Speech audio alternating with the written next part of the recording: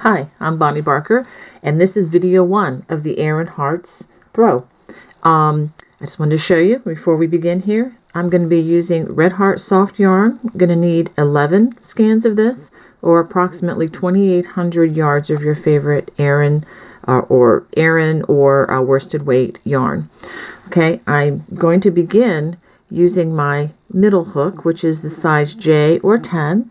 And as you can see, that is let's see, it's at 6 millimeters with my old eyes. Hard to see. Anyway, let's go ahead and get started. As we read through the pattern, it says to chain 183. So I'm going to go ahead and start with my slip knot. And also just to show you here, I like to leave at least 3 to 4 inches on a tail on my work. That makes it a lot easier to hide with a needle after I'm finished. So I'm going to go ahead and chain 183. Let me show you how I do this so that I don't lose count on such a large number. I like to chain by 5s. So it would go something like this. 1, 2, 3, 4, 5. And then I readjust. 6, 7, 8, 9, 10. And then again. 11, 12, 13, 14, 15. 16, 17, 18, 19, 20. Okay, I will do my 183 and get back to you. But before I do, let me just encourage you, when you're working on your foundation chain, make sure, especially if you're a tight crocheter, that you try to concentrate on crocheting a little bit loose on this section of the throw, because you don't want it to be just tight on that end. If you know that your chains are very tight when you crochet, feel free to bump it up to 1 or even 2 size hooks, depending on how you do. You can also take a look at the gauge, which is 14 stitches equals 4 inches in single crochet. Okay, I'm going to finish my 183 chains and I will be back. Okay, now I have my 183 chains completed. Row 1 says to single crochet in second chain from hook and in each chain across. And at the end of this row, I should have 182 single crochet. So let's go ahead and do that. We're going to single crochet in each chain across. Now you can do this however you want. I know a lot of times people like to work in the back bump of the chain. I find that a little cumbersome personally. I like to just, as you can see, I'm just working on the side here, one of the V's of the chain, I like to say. So I'm just going to go ahead and complete this 182 single crochets all the way across, and then I'll get back. Okay, I've crocheted all the way to the end. Now let me show you one thing. There's a little bit of a curl in this. Just wanted to show you that in case that happens to you, you don't get upset or worry about it. This is totally normal. Okay, don't worry about that with this next row that we're going to do, which is row 2, starting the low front ridge or the front ridge. This is going to take care of most of that curl.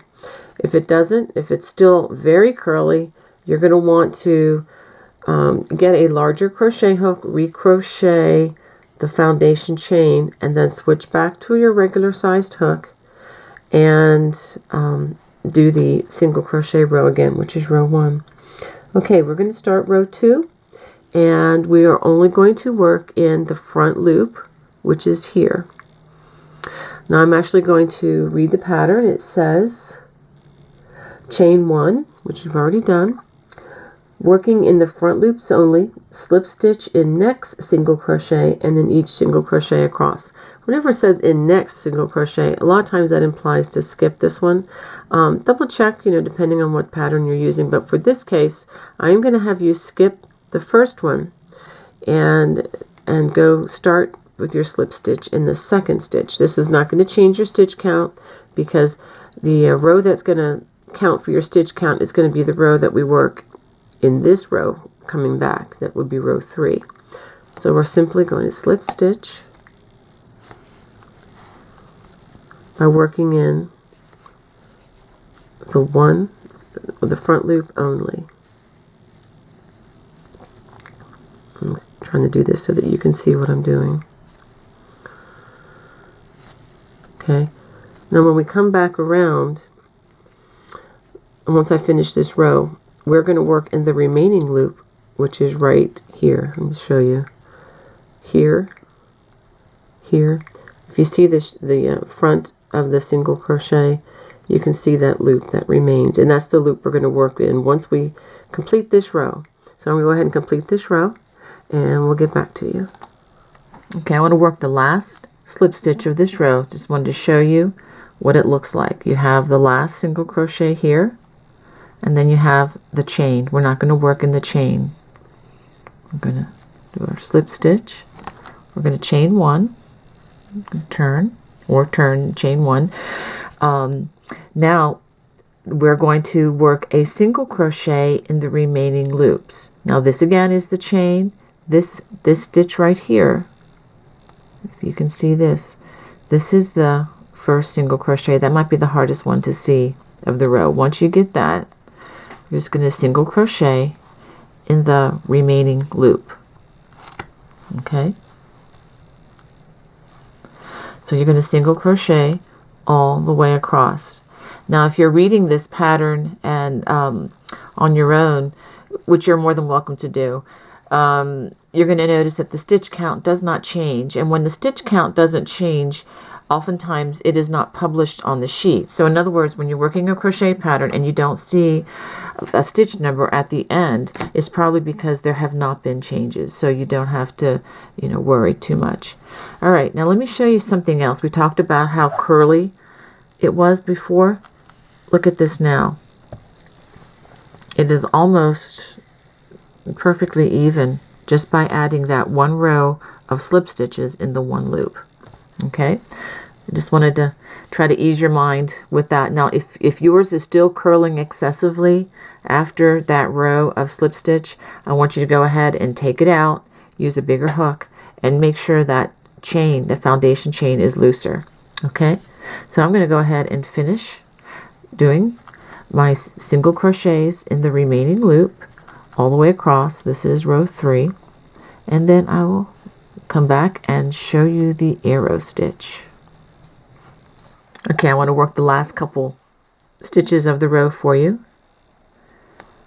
Just want to show you what that looks like. And you can see the last stitch here, and that's our last loop. We don't work in a turning chain because there wasn't one from the last row anyway. So let me also show you that there's a slight twist again, just a slight twist to my work again. Again, don't fear this. This is normal. That often happens when we work with the single crochet. But the next row is going to tighten that up for us. Okay, now we're about to begin row 4. This is the arrow pattern, and this is going to be with the right side facing. The low front ridge should be protruding upwards, so that will show you that you're on the right side. Okay, we're going to double crochet in the very first stitch of the row. Okay, we have our chain 3, and we've double crocheted in the first stitch. Now we're going to wrap the hook twice. We're going to get ready to do a treble crochet, but first we're going to skip 1, 2, 3 stitches, and then in the fourth we're going to work our treble crochet, just like so. Now working behind this stitch, we're going to work in the 3 skip stitches. We're going to crochet a double crochet in each of those stitches. 1,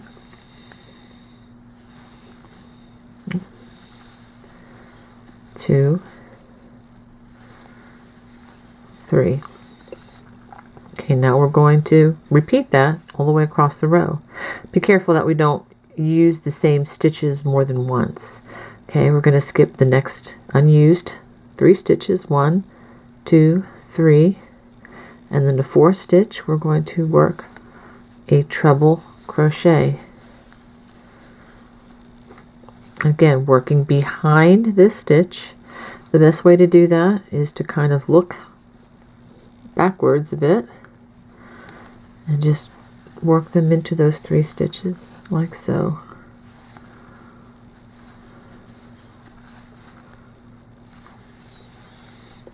Okay, I'm going to do one more set for you. Skip 1, 2, 3, treble in the next stitch, working behind the treble crochet. We're going to double crochet in the 3 skipped stitches. I'm going to work this stitch like this all the way across the row. I will show you the last stitch or two after I complete this row. Okay, that brings us to the end of our row, and I'm going to do the last arrow for this 1, 2, 3, and then the 4th. I'm going to do my treble crochet, and then working behind the treble, we'll do our 3 double crochets, if you can see that. Okay, now for the last stitch of the row, you just simply work a double crochet. Okay, just like so. Now we're going to chain 3, turn. Of course, the directions say turn, chain 3. It really doesn't matter. And for the next row, we're going to modify this a bit. I'm going to have you put a double crochet in the first stitch. Okay. The directions do not say to do that. This is just kind of a personal preference thing with me. The stitch count will stay the same. Okay, now we're going to double wrap. We're going to skip these 3 stitches. We're going to work a treble crochet in the next stitch, which also happens to be the treble crochet from the last row. Now this is the back side facing. In order to have this arrow pointing or showing the way we want it to on the front side, we're going to work in front of this stitch. Where before we worked behind it, well, now we're going to work in front of this, and we're going to work in the 3 double crochets. We're going to double crochet in each double crochet, just like so. I'm going to do a couple more of these for you. Skip 3 stitches, treble crochet in the next stitch, which is also a treble crochet, working in front of this stitch, double crochet in the 3 stitches that you just skipped.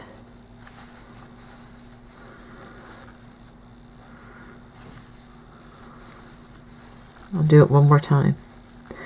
Skip the next 3 stitches, which happen to be double crochets, treble crochet in the next stitch, and double crochet working in the front of that treble, double crochet in the 3 stitches that you just skipped. Okay, now I'm going to turn this around. We're going to do this all the way across the row, okay, all the way to the end. But let me turn this around and show you what we're doing. You see the arrow now? This is the arrow stitch. It's really quite a nice cabling stitch, an easy cable as well. All right, I'm going to finish this row, and then I will get back to you for the ending of this row. This is row number 5. Okay, we come to the end of our row. This is a row 5. We're going to skip 3, 1, 2, 3. Going to treble in the next stitch, working in front of the treble crochet. We're going to double crochet in the 3 skip stitches, just like so. Oops.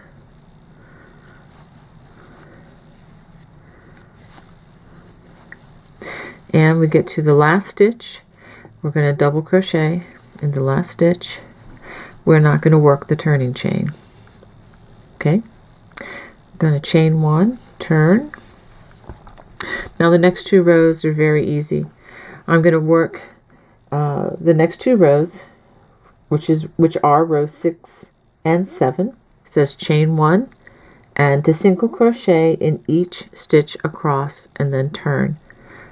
Okay, so I'm going to go ahead and do both of these rows, and then I'll get back to you. So we're going to do rows 6 and 7, just single crochet in each stitch across. Again, the stitch count has not changed. The stitch count that you have now and throughout should be 182 stitches. Okay, I'll be back when I'm done with these 2 rows. Okay, I've just finished doing my 2 rows of single crochet. That would be rows 6 going this direction and then 7 going this direction. Okay, I'm going to chain 1, turn. Alright, now the next 2 rows, which would be rows 8 and 9, we're going to be working the front ridge, which is the same as rows 2 and 3. So the directions simply say to repeat rows 2 and 3. And remember, as I had you do before, skip the first stitch here, and I'm going to explain a little bit more why. As we're working in the front loop only, and we do the first stitch, okay, the chain 1 stitch actually kind of fills in and looks as though that first stitch is worked. Or if you can, it's kind of hard to see if I can show that to you. Now, if you work in that first stitch, that would still be fine, but you're going to have a little bit of a bump here. It's not going to look quite as neat. It lays a lot better if you skip that first stitch and then start by working the front loop only in the second stitch. And just as a reminder, that's not going to affect the stitch count, because the stitch count is more based upon the next row, which is the row of single crochet in the remaining loop. So I'm going to go ahead, working in the front loop only, work a slip stitch in each stitch across. Okay, after that I'll come back and review row 9, which again is a repeat of row 3 with you. Okay, we're at the end of row 8, which again is a repeat of row 2. And we just slip stitch there. And now we're going to have you work one in this turning chain right here, just a slip stitch. Okay, then we're going to turn, because that will also even this ending up. Let me see, I don't know that it said that in the notes before, but if you go ahead and work it in there, again, it's not going to hurt the stitch count at all. Now we're going to turn. Don't work in the turning chain, but we're going to start in this first single crochet, and this is the remaining loop, and it's right here. We're going to single crochet all the way across. Okay, I'm going to take this a little slower so you can see which loop it is. When you see this stitch in front of you, it should be pretty obvious, but I understand that it can get a little tricky. Okay, so we're going to work this all the way across to the end, working in the single crochets only. Do not work in the turning chain at the end of the row. Okay, and I'm going to go ahead and finish this row. Okay, I want to work the last 2 stitches of this row with you again, because if there are going to be mistakes made, it's going to be usually at the beginning or at the end of the rows, and that can mess with your stitch count. Okay, so you can see the 2 single crochets there. I'm just going to single crochet in the last 2. Okay, and this ends video number 1. Let me show you what you should have. Okay, you should have the beginnings of the afghan, just like this. Also wanted to mention, in case you're new to my afghans, my videos, my throws, this is worked all in one piece. There's no sewing involved. There's no sewing panels or anything like that. In the past, I've seen people comment on videos saying that, yeah, you have to sew these panels together. No, you don't. These are all crocheted in one solid piece. Okay? Makes it a lot easier that way. A lot more enjoyable as well. Okay, so this is the end of video 1. To continue this, go on to video number 2. And let me say something before we do that. When you go to video 2, you're going to have to switch to the larger hook to work the popcorn section. I'm going to say something about that at the beginning of the next video, but I just wanted to say it a couple of times here so we don't make a mistake and not switch hooks. If you don't switch hooks for the next section, it's going to be kind of tightly pulled, and you don't want that to happen. Okay, so we're going to be changing from our J to our K hook for the next section. Bye-bye.